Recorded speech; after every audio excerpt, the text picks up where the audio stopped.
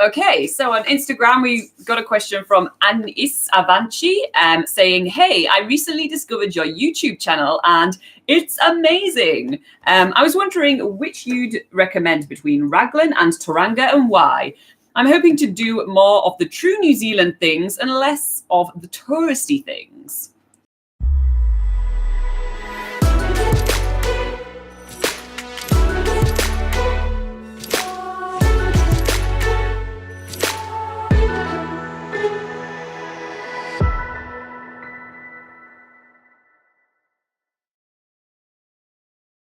Okay, so we'll start off by talking a little bit about the difference between the two towns and where they're located. So I'll start off by talking about Tauranga. Tauranga is a large city on the North Island, and it's located in the Bay of Plenty region, and it's on the east, basically on the east coast of the North Island.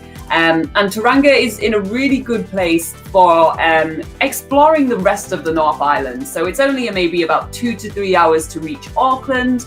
It's only, 2 or 3 hours to go to Lake Taupo in the centre of the North Island. A couple of hours to get over to Gisborne on the East Cape of the North Island, or to go see some awesome beaches in the Coromandel just north of Tauranga as well. So you have lots of options for exploring the North Island from Tauranga.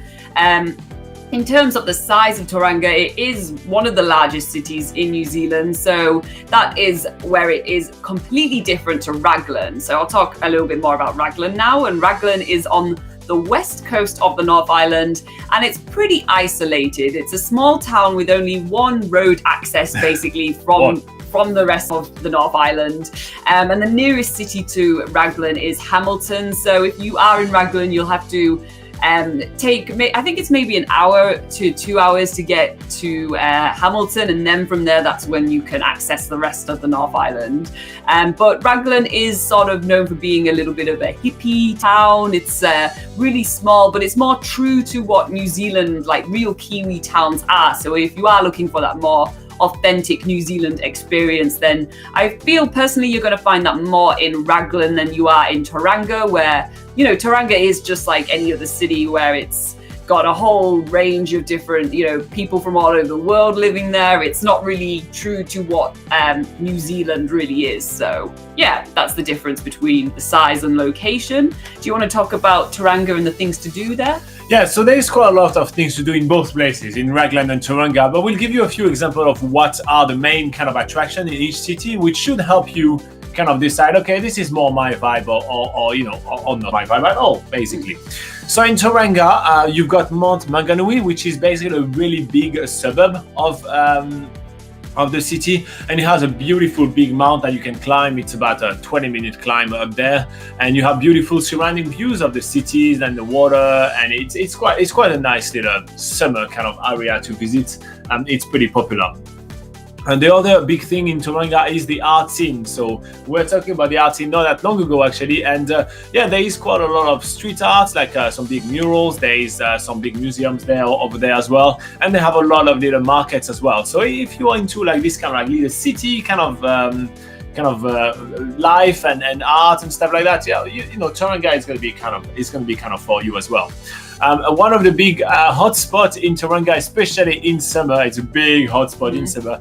It's called McLaren Parks. There are some waterfalls over there. It's a really big park. And there is a few hikes to do around there. And it's a really cool area to visit as well. And then obviously Tauranga is very famous for being one of the best spots in New Zealand to swim with dolphins, which is always quite cool to do. So now at that point, you're going to take a whole boat and you're going to go way offshore, and they do it very differently than other places in the country. So make sure to check out our video on that, and we'll put a link in the description below. So that's our video of us swimming with dolphin in Tauranga, which is quite nice. And finally, Tauranga is the place where you want to go if you want to work in the kiwi fruit industry.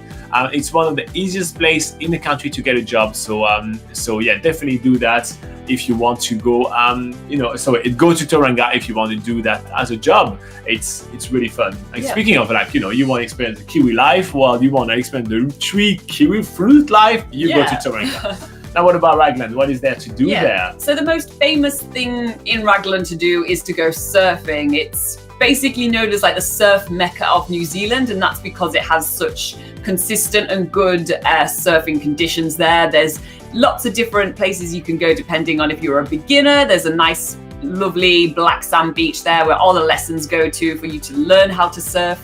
But then if you are a little bit of a pro, you can swim out to various different reef breaks that are just off the shore as well. What if you're not just a little bit of a pro, but a real pro? Can you do this as well? Well, yeah, sure you can. You can go surfing anywhere. World's your oyster. So that's definitely like the most famous thing you can do in Raglan, pretty much.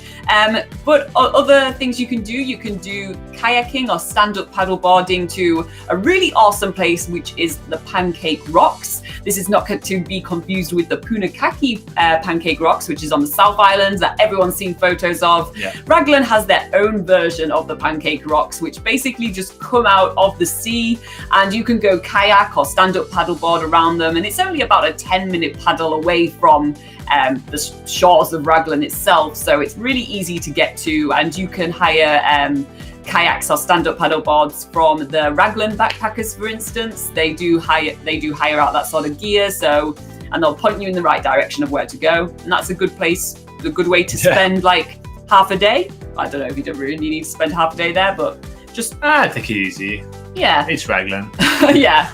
Just to note, Raglan is a really sort of hippie bohemian town where it's just like that comes with everything that comes with hippie and bohemian. Yeah, so it's definitely a place that you can take it easy. Other things you can do is there is a volcanic mountain overlooking the town called Mount Karioi or Karioi. I'm not quite sure how you pronounce that, but there are a few hiking trails to get up to the summit of the mountain where obviously there's amazing views all the way around, across the North Island and out to the Tasman Sea. So yeah, that's also awesome another really good option. And by being a bohemian town that Raglan is, there are a lot of local gigs on. There's a lot of like yoga sessions. There's quite a lot of hostels there which actually have like either do weekly yoga sessions, or they have a yoga deck where you can actually go and do your yoga in front of the sunset. And yeah, it's definitely a good place for that. And finally, if you're making your way in or out of Raglan, then don't miss Bridal Veil Falls.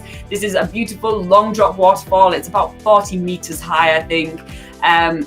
There's about a 10-minute walk to get to the top of the waterfall, or you can take the option to continue a little further down, maybe about 10 to 15 minutes, where you can get to the bottom of the waterfall. It's just a really good photo opportunity as well. So that's pretty much what you can do in Raglan. All right, so now if we were to have to pick a town, I personally think I would pick Raglan. I think, it's just such a small, I'm more into really small towns, so I think I would pick Raglan just because it has this really small town vibe, and there is still full packed of activities. So that would be my pick. What about yours? Yeah, I think for me, I would go with Tauranga, just so you can sort of explore a lot of the North Island from there. And you also get all the conveniences of being in a city. So you find sort of like cheaper food, just basically ways of living, because everything, you get lots of options for services and stuff like that. That makes sense. So thank you very much for sending us this question on Instagram, Anacevancee. I hope I said that correctly. But yeah, if you do have any follow-up questions, in the comment below, and obviously we will be putting a guide of Raglan and a guide of Tauranga in the description of the video, just so you can click on that and just read more about those two cities. And if you find this video useful, like and subscribe.